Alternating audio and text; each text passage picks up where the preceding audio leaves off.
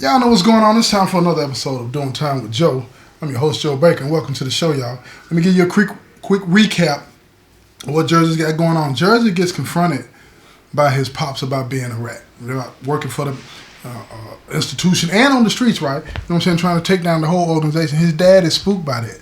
You know what I'm saying? And he gets angry because his dad puts him in a situation where, he just calls him out for what it is. He said, you chose this life. You didn't have to do what you did to end up in prison for the rest of your life, but you chose this life. You understand what I'm saying? And you don't do the types of things that, that you've done to try to get out from under what it is, right? And that's something that's common and happens in this lifestyle. And a lot of y'all that don't understand it, don't want to accept that, don't want to believe that, you are fooling yourselves. You feel what I'm saying? You're fooling yourself. But here's the thing. Let me get to it, okay? Let me get to it. This anger, right, this correction that his father is putting at him, which is lackluster at best because his father is still deep in the game, but him being confronted by his father about you chose this life and I'm cutting you off, this angers Jersey because he's seeing this as throwing him to the wolves. Without his connections to the streets and to the work that he has, that bag, he's no use to the Vikings. No use to the Vikings. So he gets upset and he calls the DA. And he tells the DA that his pops knows. And he asks the DA what can be done, if anything. And the DA says, look, we can move forward with it, but the deal was your freedom in exchange for your pops and the whole organization. They haven't gotten there yet as far as the level of evidence that they need. But at this point, he's desperate. And he said, I'm willing to do whatever. But again, this will put him in a precarious situation as well because he's going to end up having to go into protective custody because he's about to get ready if things proceed the way he's outlining it to the DA and the DA's outlining to him. He's about to proceed with testifying. That's public. Ain't nothing private about that. It's public. So after he gets off the phone with the DA, he starts to think about what can he do because he's angry. He has to be able to salvage his safety. He still got to survive until this thing goes down, right? So he resorts to his same old manipulative skills. And he calls Dude. See, he don't know if Dude knows that he's been cut off yet, right? Because, see, Dude got beat and was sent home for 3 days because he didn't get rid of the paper. You understand what I'm saying? So he calls Dude and he said, man, look, we got a problem. And he convinces Dude that his dad is angry at him. And that he knows how he can break away from them and do his own thing. He just has to be willing to do it. And he said, what is it? What do I do? How can I break away from them? He said, I know where it's a stash spot set. You're going to have to rob them. And it's enough there that can supply us for the rest of the year. We'll be straight. We're talking about 300 keys. A lot of stuff. Now, again, Jersey don't know if that's still there or not. But he's still trying to make sure that he can maintain something. He knows something there. So he don't know if that much is there, but he knows something there. And Dude is in a desperate situation too because he's believing what Jersey is telling him because that's what they do. They manipulate and use each other. Even though Dude, you know what I'm saying, works for his dad. He agrees. So they case the joint. Him and the other dudes that went to the girl's house to beat up the girl, they case the joint. And they see what's going on, right? Now they find a way to get in. They see it's stuff everywhere. So they start peeling off some of it, here and there. But things get heated because, they keep inventory of all that stuff. And when they keep inventory of that stuff and that stuff is coming up short, somebody's got to answer for that. So now they're starting to ask questions. But see, Jersey don't care nothing about that. Because the word is starting to spread now that Jersey's been cut off, right? And now, those brothers that were in the back, listen to me, those brothers that were in the back that hatched this whole plot to try to bring him down, they're starting to hear blood in the water, y'all. He's vulnerable. We might be able to get him now. Because if he can't supply everybody he's been supplying, then what use is he to them? They might be open to doing things. Plus, he ain't got the muscle behind him no more. He still got the Vikings, but if you can't feed the Vikings ain't doing nothing for you. The people that work for his dad that are not under his control, that are not under his leadership, they don't have any loyalty to him. They have loyalty to his dad. And they have been told by his dad, it's over with. right? So this little stuff that his partner is stealing, you know what I'm saying, from his dad, is helping to survive a little bit. He can still feed a few people, not many. He's been marginalized to the point to where, look here, if something don't hurry up and happen, something's gonna happen to him. Everybody's hearing it. He ain't the dude no more. But they don't know why. They don't know why his dad has cut him off. They don't know why he ain't straight with the move no more. But he keep getting money sent to his account from his dad. So they like, what's going on? What's going on? Is he quitting on his own or is his dad? They don't know why. So different organizations that he been dealing with as well, they start bumping down and say, man, we can't get this no more. We can't get that no more. He putting them on hold. That ain't how the streets work. Ain't nobody waiting. You messing with people's money now. So he calls his partner. He said, man, we need more. We need more. He tells him, look, I'm getting off what I can get off without getting busted. He said, man, take it all. Dude with it. He busts up in the place to take it all. He didn't tell Jersey how he was going to do it. So he ends up with in a shootout with Jersey's dad's dudes trying to get this stuff. He don't get up out of there, but they recognize him. And now Jersey's dad's starting to think, wait a minute, is my son behind this? And if he is, he's out of control. Is he behind this? So they catch dude. And when I say they beat him, they beat him. Shot him in the knees. He tells everything. Now think about that. Think about it. Shot him in the kneecaps. He tells everything. And now Jersey's dad knows that his own son is trying to undermine him because he's desperate. But the streets don't care about him being desperate. You understand what I'm saying? The streets don't care about that. It's only room. Listen to me, y'all. Listen to me. In this game, it's so raw that they can't even allow Jersey to keep doing what he's doing. It don't matter what he got going on. So his dad, under normal situations, if you want to call it normal, would have already taken care of the issue. But because it's his son, and he don't want to be the one to tell his mama that her son is gone, he send them goons in there. He contracts with another group to go get him. They get clearance from the Vikings for money to get him. Now keep in mind, at the very beginning of this, right, when Jersey got shipped after he got stabbed 42 times, everybody was looking at him like, on the inside of the Vikings, he ain't nothing. Now the Vikings are being paid by another organization that's actually being paid by Jersey's dad to be able to walk in and get him without any resistance, and they let him do it because everybody wants to eat. Do you see the crosses that's being shot in this thing? Do you see the crosses? Oh, they tap him up. Oh, they tap him up good. They tap him up good. They didn't stick him or nothing. They just put hands on him.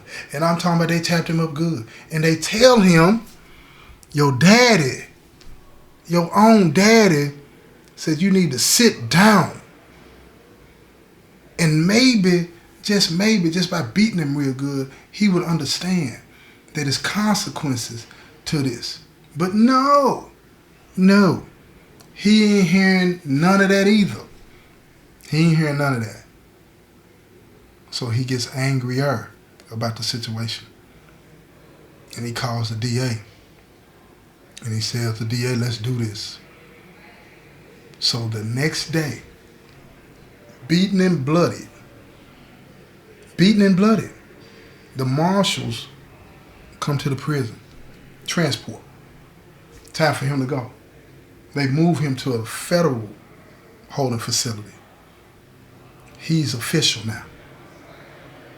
He's a witness for the government. And his dad is panicking. It sends shockwaves through the area. You know what I'm saying? His dad, his family, this is a generational business. It sends shockwaves that one of their own is cooperating with the government against him. Now his dad don't know that the evidence don't reach to him. He don't know that. But he can't take no chances. So you know what it is. Everybody in the streets know. Look here. Jersey is fair game now. Now those brothers in the back, they feel vindicated. They feel vindicated about the whole thing because they were trying to tell everybody he ain't straight. Now those brothers that fell for the okie doke, now all of them are sitting like, man, dang, We done hurt real brothers for this phony brother. And now he done got snatched up. He in federal protection. Can't get to him. So he thinks anyway. But see, because you got Vikings everywhere. Federal penitentiaries everywhere. And listen to me. Even in protective custody, you'll have those individuals that want to get back in good favor with the mob, right? With whatever organization they belong to. And they'll do whatever it takes to do it. Even hurting somebody. So the word's been put out in the streets. He can't make it to court. Now the feds, of course, they hear about all of this. And they're trying to stop all of this stuff. You know what I'm saying? Keep him safe. So they don't allow anybody near the room where he's at. They even got a guard sitting out in the front of the cell at all times checking on him and all this and that, right? But again, stuff happens in the penitentiary. Diversions, right? Fight down here, everybody gonna react to that and go that way, right? Fire over here, everybody gonna react to that and go that way, right? It's easy enough to do something to get that guard off that door so they can get to him. And that's what happens. That's what happens. Fight on the rec yard. All hands on deck. Everybody rushes to the area. But hey, he's safe. His cell is locked, right? Can't get to him. See, this time, it's just a warning. They run to the door as soon as the officer leaves. And they tell him, look, man, don't do it, man. He's laying in the bunk. He's looking at the door, and he sees the inmate on the door telling him, man, don't do it. You ain't gonna make it if you do it. He said, man, get off my door, man. He said, listen to me, man. Don't nobody want to do this, man. But if they have to, they will. You know who I'm talking about. Don't do this, man. They reaches everywhere. You ain't gonna get away with this. He lays in the bunk, telling him again, get off my door. He locked in, man. He mad. He feel like he's being done wrong. Listen to me. He feels like he's being done wrong. He committed the crime to get put in the penitentiary. He decided to side, you know what I'm saying, with the police on trying to set people up so he could get out. And when he got exposed for that, he went on a terror spree and got everybody that he could that was involved in him being hurt and hit back. Okay, penitentiary rules in effect, I guess. You feel me? But he continued to work with the police to take down people that had nothing to do with him just so he can get his freedom. The game is wicked. The game is wicked. And now everybody wants him, even his own daddy. His own daddy trying to get at him. So the DA comes to talk to him, try to prepare him. The people that are under his dad, they've all been picked up and arrested, and they're all keeping their mouths shut. The game is raw. No leaks. Ain't nobody talking. They can't get to him. The feds are sitting outside his dad's house watching him, surveilling him, tapping phones, everything, listening to everything. And his dad still sends him money. Like it ain't no big deal. Ain't nothing wrong. But they know his dad knows because he's telling them. His mom still comes to visit him. She got on her game face. And she tells her son that she loves him. And that he needs to think about his family now. Jersey tell him he don't want to hear that. His family's not thinking about him. And she tells her son, one day you're going to have to wake up and accept responsibility. You keep on wanting to do whatever you want to do. And whatever happens to anybody else, it's okay. She said, you can't live your life like that. He looks at his mom, he says, I don't want to die in prison, Mom. And she said, we'll fight this in court. We'll keep on and keep on until something breaks. Laws change. But this ain't the way, son. This ain't the way. He said, I've tried all of that. It's not working. They're not going to let me out.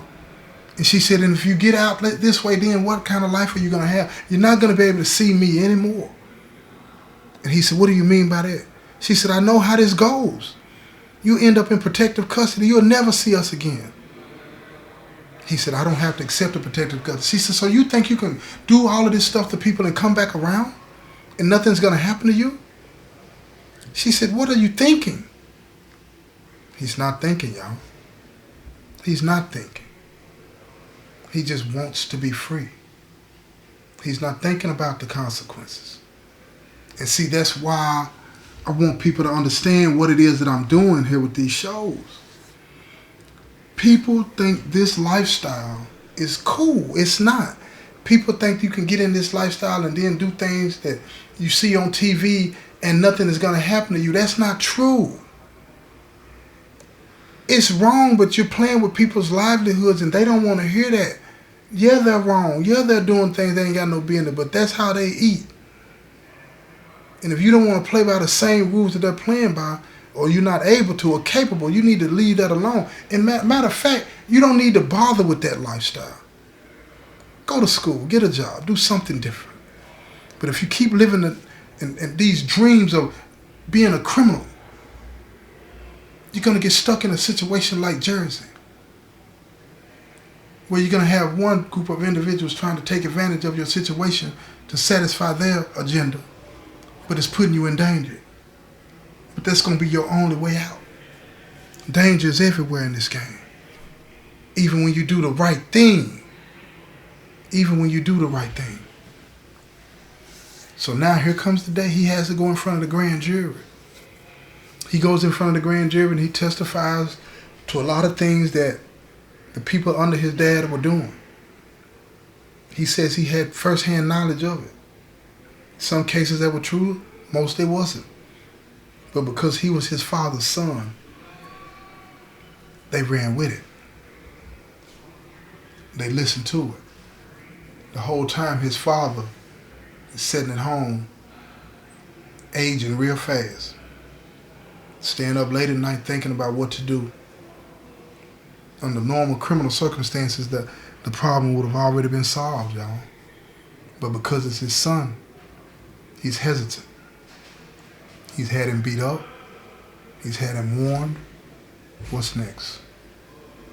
What's next? His dad don't want to go to prison either. And it's all kinds of people that rely on his dad. But he don't care nothing about that. He ain't listening. He don't care nothing about that. So his dad, you know, when you in the game like that, you got plenty of people that owe you favors, right? And there was this female years ago that he was messing with on the side. And she got her life together. And he told her one day that, you know, he'd have to call in a favor. And today's that day. He gives her a call. He said, I need you to do something for me. Now, his son has never seen her, never heard of her, never met her. But she's somebody that is the type for his son. So he tells her, he said, look, I need you to write him as a pen pal. Tell him you admire him. And you saw his case on TV and you want to help him on his legal case. And she writes him and she tells him, and he writes her back and he said, how can you help me? And she starts giving him all these legal quotes and all this and that, because she used to be a law student, you know what I'm saying? She got hooked on drugs and wasn't able to go to school, and then she met Jersey's dad and he took her and got her clean, and they had an affair, but they broke it off, but he stayed in touch with her. She got her life together. She never went back to law school, you know what I'm saying? But she knows the jargon. And she told him all of these different things that she could do, file on this case, so he saw a little glimmer of hope. And he told her that that door had been shut. She said, no, it can be opened again. He didn't know any difference. He knew that he was desperate. He knew that he would listen to anybody that would tell him anything. He didn't really want to do what he was about to do to his father's organization, but he was desperate. And if you want to hear how desperate he continued to be, you're going to have to tune into the next episode, right? This has been another episode of Doing Time with Joe. I'm your host, Joe Baker, and I say peace, y'all. I'm getting so